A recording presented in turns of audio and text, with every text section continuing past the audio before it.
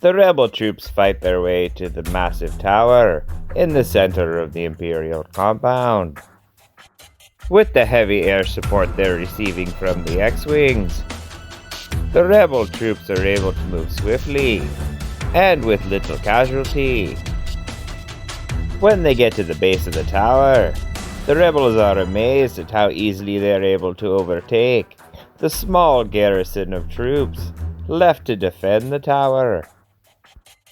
Jyn Erso says, "I don't get it. Where are those death troopers you were speaking of? How come the command center of this base is so lightly guarded?" Saw Gerrera responds, "When those dark troopers were guarding this tower, our troops broke against them like water against rocks. The Imperials must have been afraid of something if they pulled their only defense from this tower." Jyn and Saw are then interrupted by the communications officer. "General Gerrera, we received word from Bodhi Rourke, who says he's commandeered a vessel. But the Imperials are pointing heavy turrets at all ships on the landing platform. He says there's no way to take off." Jyn turns to Saw and says, "Let me guess. You want to take the majority of the troops and go liberate a landing platform, while the remainder of the troops cause a diversion so Cassian and I can go send the message." Saw Gerrera laughs and says, "You know me so well, child," and then turns to his troops and yells out, "Okay, everyone, change of plans."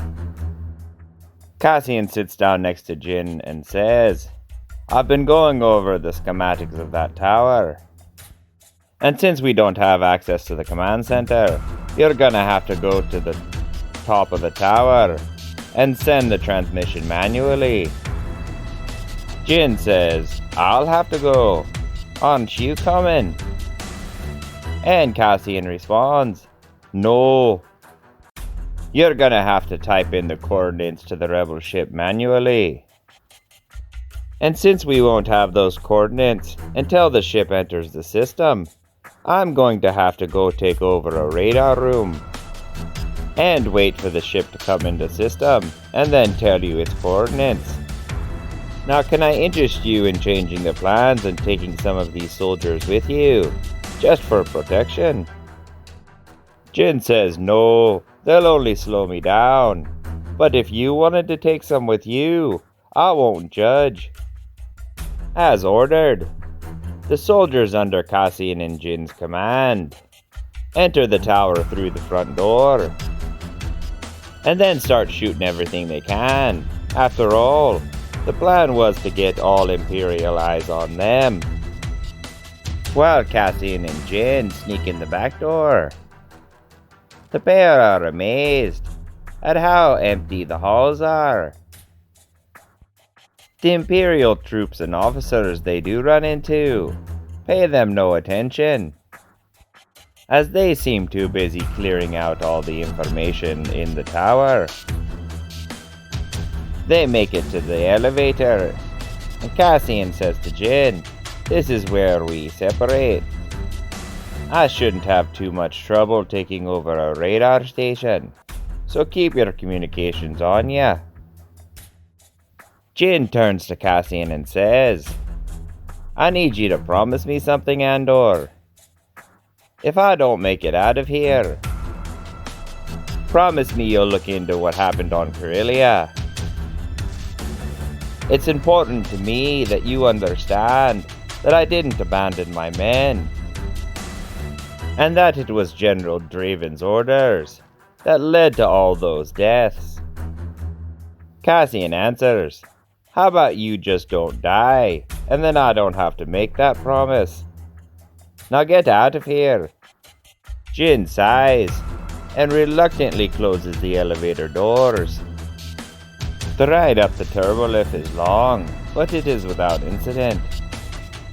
Most beings in this facility are trying to exit the tower, not take a ride to the top of it. When Jin reaches the top of the tower, she heads directly to the communication controls and contacts Cassian Andor.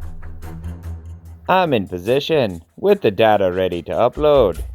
How are things on your end, Cassian? Cassian replies, I'm in position as well. I found an empty radar room, and it looks like the Force is with us. The Tantive 5 just exited hyperspace, and I'm sending you the coordinates now.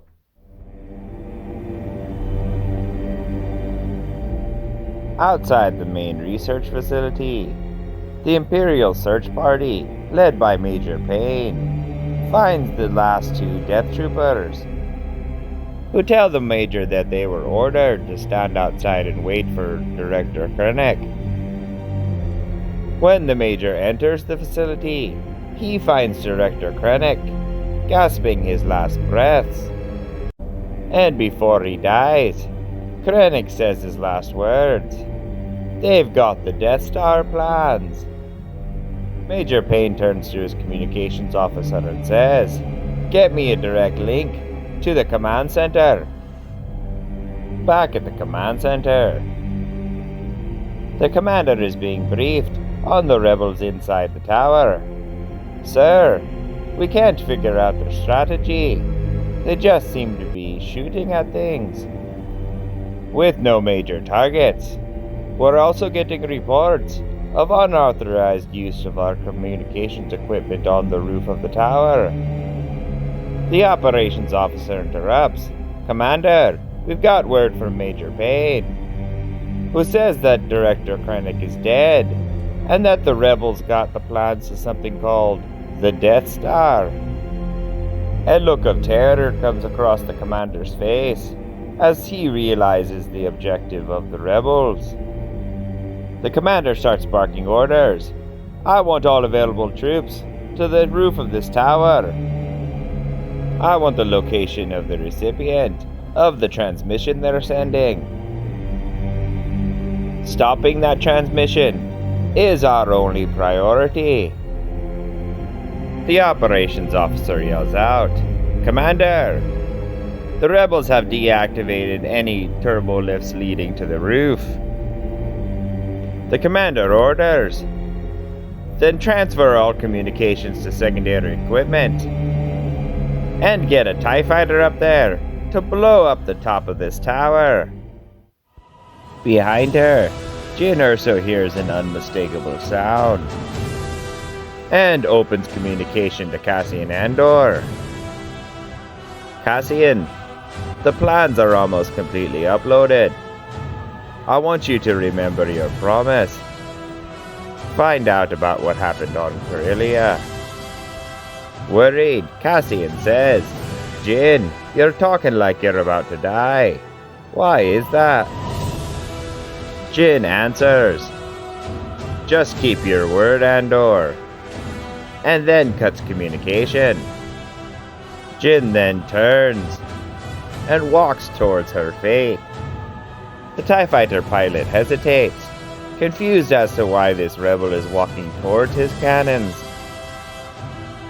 And in one last gesture of defiance, Jyn Erso raises her gun, and the TIE fighter opens fire.